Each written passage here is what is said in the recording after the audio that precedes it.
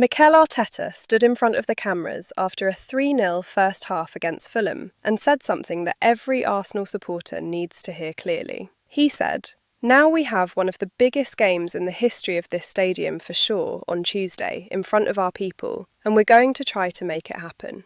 One of the biggest games in the history of this stadium. He did not say one of the big games this season. He did not say an important European tie. He said one of the biggest games in the history of the Emirates Stadium. The man who has managed every minute of this project, who has stood in those press conferences through the near misses and the injuries and the setbacks, chose those words deliberately. He knows what Tuesday means, and today was built specifically to make Tuesday possible. Let us go through everything Arteta said after the Fulham win and understand exactly what it tells us about where this team is and where it is going. The first thing Arteta addressed was the context of today's performance, and the honesty in his answer was important. He said the team knew how difficult it was going to be coming back from Madrid on Thursday afternoon. The energy spent in that game, the late return, the physical and mental cost of a Champions League semi-final in one of the most hostile atmospheres in European football. He said he understood that you do not want to talk about it when a huge game is coming in a few days. But he spoke about hunger, about the ability to focus and be so determined about what they had to do. And then he said something precise that explains everything about why Arsenal dominated the first half the way they did. He said, "We have some fresh legs from a few players. You could notice that big time because the individual performance increased and then the team flowed in a different way." This is Arteta confirming in plain language what the team selection told us.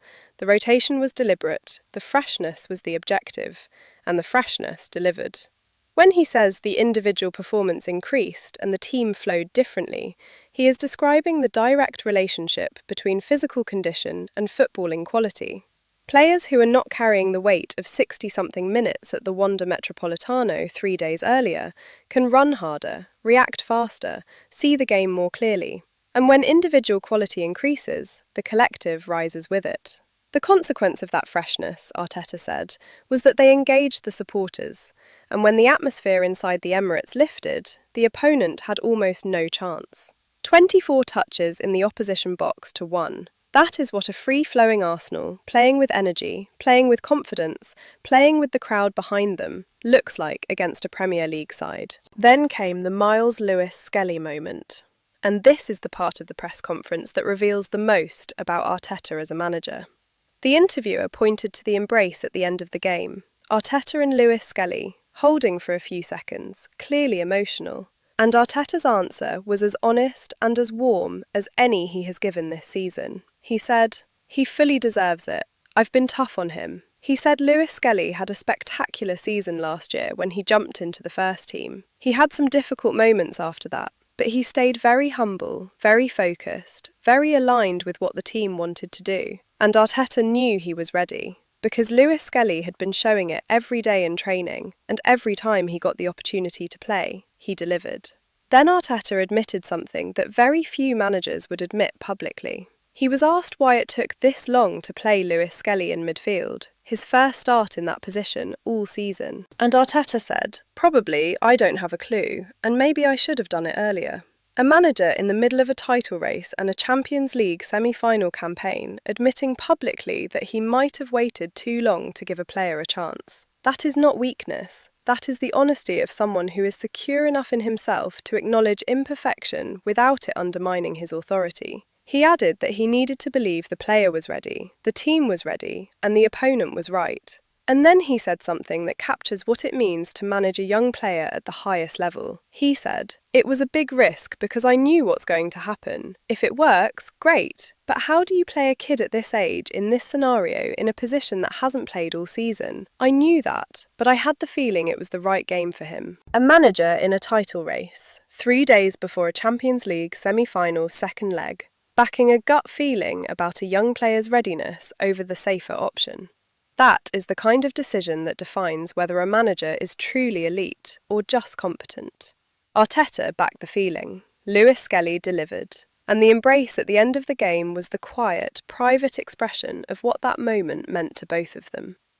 Arteta was asked about Gyökeres, about the brace today following the Champions League semi-final goal in Madrid, and about the sense that things are clicking for him after a period of criticism.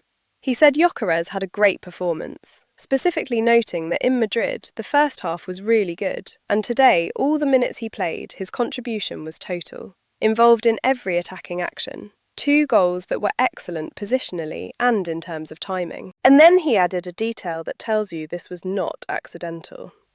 Something we've been working on. Gyökeres' positioning and timing in and around the box, the movement that allowed him to score twice in the first half, both arriving at exactly the right moment, is the product of deliberate work on the training ground. It is not instinct alone. It is instinct refined by coaching.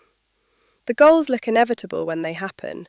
They are inevitable because of what went into making them that way. Arteta also acknowledged the relationship between Gyökeres and his teammates was beginning to develop, noting that they have not played together much because of injuries, but that there are a lot of connections he really enjoyed today. That is a manager watching the chemistry of his squad form in real time and understanding that it changes what is possible. And then, the line that matters most. It's going to give him a big boost of confidence and confidence to the team as well. Confidence is what Micah Richards said was missing from Arsenal's front line in recent weeks. Confidence is what Henry pointed to implicitly when he said the team does not create a lot. And Arteta is telling you directly, today was the moment that confidence returned. Not through words, through 20 goals in a debut season and 2 more in a first half against a Premier League side. On Saka. The interviewer asked Arteta directly whether the Achilles issue had eased significantly, because Saka looked physically like he did at the start of the season. Arteta said, "I think the pain is gone, and that was obviously something that was restricting his capacity to deliver certain actions. Today he felt loose, he felt relaxed, and I think we had the Bukayo that we know back." The Bukayo that we know back. That sentence contains an entire season's worth of context. Arsenal have been missing that version of Saka for months. The version who moves defenders out of position with intelligence rather than just pace. The version who creates a goal for a teammate with a run that solves a problem before anyone else sees it. The version who commits defenders, opens spaces and changes the geometry of the game simply by being on the pitch, fully available. He was asked whether the first half performance was arguably the best of the entire season in terms of free-flowing football. Arteta said, "Yes, probably. I don't know, I'd have to go through all the games, but it certainly was one of the best." He talked about the connections in the team that he felt were going to provoke that level of performance, and then he said something critical. Those connections happened because we had some freshness, which individually, if you want to see those actions, you need it in your legs to deliver them constantly. This is the tactical logic behind everything today. Freshness unlocks quality. Quality builds connections. Connections produce the kind of football where Arsenal have 24 touches in the opposition box and Fulham have 1. You cannot manufacture that without managing your squad intelligently across the week. And Arteta managed it today with precision. When asked whether this could be the start of momentum at exactly the right moment in the title race, he said, "That's what we now use, that momentum, energy, belief, towards Tuesday. When I look at the atmosphere in the dressing room, I think it's tracking in the right direction." Tracking in the right direction. Not there yet, not finished, but moving correctly. That is the language of a man who has been here before, who has seen this club build towards something, and who is not allowing himself or anyone around him to believe the job is done before it is done. There was one final exchange that deserves its own moment. A journalist asked what today's performance and result says to Manchester City ahead of their game on Monday night. Arsenal are watching that game intently. A City result could affect the title picture before Tuesday's match even arrives. Arteta said, "It says to us and to our dressing room that we keep the dream alive. What these guys have done, not now, but throughout this season, to win that many games in the circumstances we had to do it, without so many players available at times, is remarkable." Keep the dream alive. That phrase from Arteta, a man who is precise with language, who does not casually reach for big words, carries real weight. He is not calling it a certainty, he is calling it a dream that remains alive.